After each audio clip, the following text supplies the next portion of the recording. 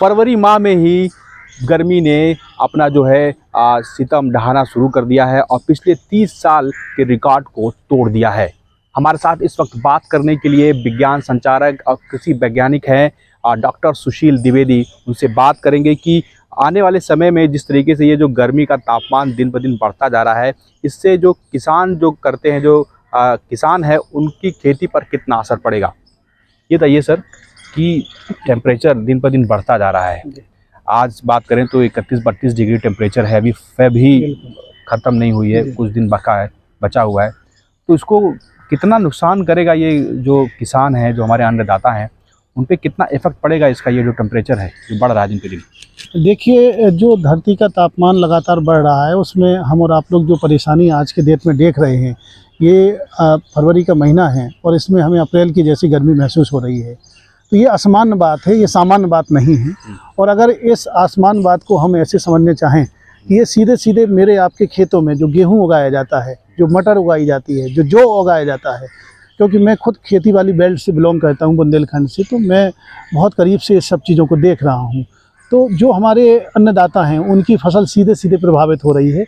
अर्थात उनका जो गेहूं है, वो गेहूं का दाना पूरी तरह से तैयार ही नहीं हुआ, क्योंकि उन्होंने जब अक्टूबर नवंबर के महीने में गेहूं को बोया और फरवरी में जब उसमें फ्लावरिंग अर्थात फूल निकलता है और उसके बाद गेहूं की बाली और बीज बनते हैं, तो एक तो बाली में बीजों की संख्या बहुत कम बन पा रही है और दूसरा जो बीज बन रहे हैं वो गुणवत्ता वाले नहीं बन रहे, अर्थात गेहूं की उपज सीधे सीधे प्रभावित होने जा रही है। अब ऐसी स्थिति में जहां पूरी दुनिया की निगाहें भारत के गेहूं की तरफ हैं, क्योंकि इस समय रूस यूक्रेन युद्ध चल रहा है और गेहूं विशेषकर हम और आप लोग देश दुनिया को सप्लाई कर रहे हैं। देश दुनिया के भूखे लोगों को हम गेहूं देने में सक्षम हैं। लेकिन अब ऐसा क्या होगा अगर हम पिछले साल के ही आंकड़े उठा के देखें। पिछले साल भी फरवरी के लास्ट में गर्मी एकदम आ गई थी, जबकि धीरे धीरे आना चाहिए थी। तो कृषि मंत्रालय के आंकड़ों के अनुसार जो पिछले साल के हैं, वो उस कृषि मंत्रालय ने जो एक्सपेक्टेशन किया था वो 10 लगभग उन्होंने 77 करोड़ टन जो उनका एक आंकड़ा था कि इतना गेहूं की पैदावार होना चाहिए, उसके स्थान पर हुआ 10.68 करोड़ टन। तो ये जो कमी हुई और इस साल कुछ ज़्यादा ही परेशानियां हम और आप लोग देख रहे हैं। तो सीधे सीधे मेरी आपकी थाली में जो भोजन आने जा रहा है वो या तो महंगा होगा या उसकी हम कहीं ना कहीं से परेशानी अलग अलग लोगों में देखने जा रहे हैं। अच्छा, जो आप ये गेहूं की जो बाली की बात कर रहे हैं, जो बीज की बात कर रहे हैं, उसका साइज बता रहे हैं कम हो जाएगा जी, इसके पीछे का क्या कारण है? उसके पीछे का कारण ये है कि देखिए, जब गेहूं की पैदावार होती है तो गेहूं की फसल को तैयार होने के लिए एक एम्बिएंट टेम्परेचर चाहिए। वो लगभग अगर हम देखें तो वो 15 से 20 डिग्री सेल्सियस के आसपास होना चाहिए, जो अक्सर फरवरी के माह में रहता था। लेकिन इस साल चूँकि जैसे ही फरवरी शुरू हुई और हम और आप लोग लगभग 30 से लेकर 35 डिग्री सेल्सियस तापमान को देख रहे हैं अलग अलग भारत के हिस्सों में, और विशेषकर उत्तर भारत के हिस्से में जहां गेहूं की बेल्ट मानी जाती है, तो सीधे सीधे गेहूं की उपज सीधे प्रभावित होने जा रही है। गेहूं का सही ढंग से जो डेवलपमेंट है गेहूं के बीजों का, वो हो नहीं पाएगा और वो कहीं ना कहीं से उत्पादकता प्रभावित होगी। अच्छा, इस सीजन में और भी खेती की जाती है, गेहूं के अलावा जो है मटर की भी खेती की जाती है और तरह की जो खेती की जाती है, उस पर कितना इम्पैक्ट पड़ेगा? देखिए, जो ये रबी क्रॉप कहलाती है, रबी क्रॉप में हम और आप लोग देखते हैं मटर हो गया, चना हो गया, या हमारे साथ जो गेहूं हो गया, जौ हो गया, ये जो फसलें हम और आप लोग अपने खेतों में देखते हैं, इन फसलों को इसलिए बोया जाता है कि ये इस प्रकार के सीजन में उगाई जाती है जहाँ ठंड पड़ती है। देखिए, आप दुनिया के ठंडे हिस्सों में आप देखोगे गेहूं और दालों की खेती की जाती है विशेषकर, और गेहूं की तो विशेषकर आप देखेंगे जैसे रूस, यूक्रेन और भारत या दुनिया के अलग अलग हिस्से। लेकिन अब जब ठंड कम पड़ेगी तो सीधी सी बात है गेहूं तो प्रभावित हो ही रहा है, साथ में मटर।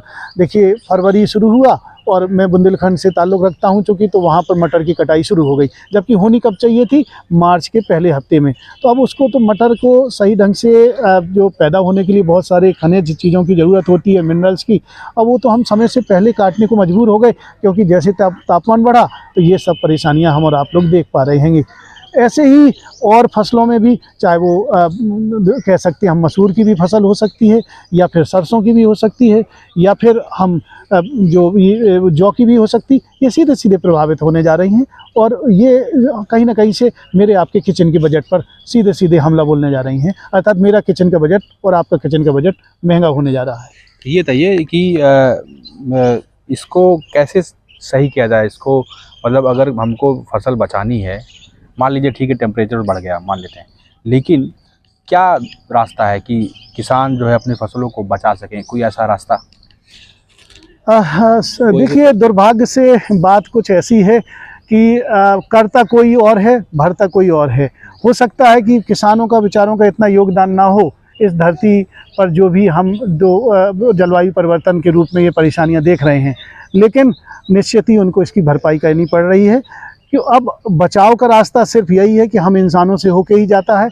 हम इंसान अपने आसपास ऐसी जीवन शैली जीने की कोशिश करें जो इको फ्रेंडली हो, धरती पर कम से कम प्रदूषण करे, कम से कम ग्रीन हाउस गैस को निकाले। अब उसको चाहे हम ऊर्जा की बचत के रूप में देख सकते हैं, या फिर हम कम फॉसिल फ्यूल को जलाने के रूप में कम व्हीकल का उपयोग कर सकते हैं, विशेषकर जो पेट्रोल डीजल से चलने वाले व्हीकल हैं, या फिर हम ई व्हीकल का उपयोग कर सकते हैं, साइकिल का उपयोग कर सकते हैं, बायोमास को कम जला सकते हैं और कोशिश कर सकते हैं कि हम अपनी ज़रूरतों को सीमित करें। जो भौतिकतावादी जीवन शैली है उसको हम कम करने की कोशिश करें और सर्कुलर इकोनॉमी अपनाएं। कोशिश करें कि ज़्यादा से ज़्यादा हम प्रकृति हितैषी और प्रकृति की बनी हुई चीज़ों का इस्तेमाल करें और अपने आसपास ज़्यादा से ज़्यादा पेड़ पौधे लगाने की कोशिश करें। अच्छा, आप कीड़े की कुछ जिक्र कर रहे थे, बता रहे थे कि जो कीड़े होते हैं कुछ यूज़फुल कीड़े होते हैं और कुछ जो नेगेटिव प्रभाव देते हैं, उसके बारे में क्या कह रहे थे फसलों के लेकर? अब देखिए, जो हम आप लोग फसलें बोते हैं उनमें फूल लगता है और फूल में फिर परागण बनते हैं अर्थात पॉलन ग्रेन। और पॉलन ग्रेन जब एक फूल से, एक पुष्प से दूसरे पुष्प तक पहुंचता है, स्टिग्मा तक, तो उसे हम कहते हैं पॉलिनेशन अर्थात परागण।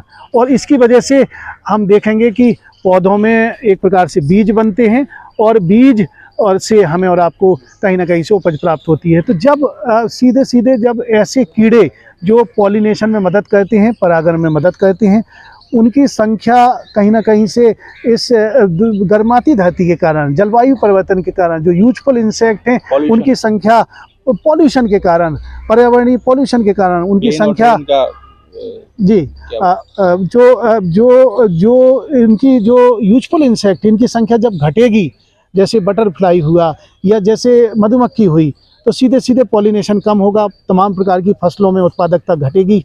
और हार्मफुल इंसेक्ट जैसे जो फसलों को नुकसान पहुंचाते हैं, जैसे तमाम प्रकार की सुंडी जिन्हें हम कैटरपिलर कहते हैं, उनकी संख्या बढ़ रही है। टिड्डों या आप देख रहे होंगे लोकस्ट की संख्या बढ़ेगी तो ये फसल को चट कर जाएगी, फसल को नुकसान पहुंचाएगी। तो ये जो परेशानियां हम और आप लोग देख रहे हैं, ये भी कहीं ना कहीं से जलवायु परिवर्तन या गर्माती धरती से जुड़ी हुई है। ग्रीन हाउस हाँ, ये जो हम और आप लोग जो अपनी लाइफ स्टाइल के दौरान जो भी हम अपनी ज़रूरतों को पूरा करते हैं, तो तमाम ऊर्जा को यूज करते हैं और उस ऊर्जा का जब संसाधन उपयोग करते हैं, एक जगह से दूसरी जगह जाते हैं, तो हम फॉसिल फ्यूल जलाते हैं, तो उससे ऐसी गैस निकलती है जिन्हें हम ग्रीन हाउस गैस कहते हैं।